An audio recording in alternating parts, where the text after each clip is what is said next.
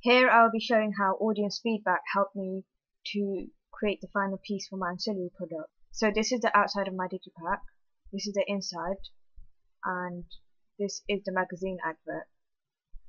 Overall, I got positive feedback from all my ancillary product. Unlike the music video, there was not a lot of improvements, but there were some errors that I made and some stuff I had to delete from my original plan to make it look more perfect and believable. My original plan for a magazine advert was to include title credits. I got this idea from Bastille as he used it in they used it in their magazine advert. But the only problem I had was that it made it look like a movie poster rather than a magazine advert for a music album. I got feedback from my audience asking whether or not I should keep this credit, and they all agreed that there was no point in having it since it looked too much like a film advert.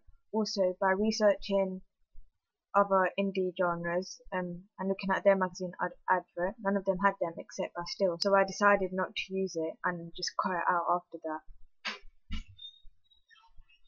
Another feedback I got from my audience was that they were unsure of the link between the music album and the magazine advert. So because there were two different images that I used, they were unsure how it linked other than the use of background. They wanted a more clear visual link since indie genres usually use the same image in the album front cover to the magazine advert.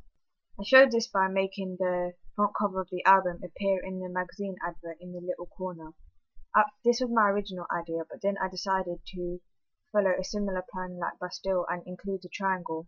But then, because the audience didn't understand what was the link between the magazine advert and the front cover of the album, I decided it would be better if I used the front cover of the album.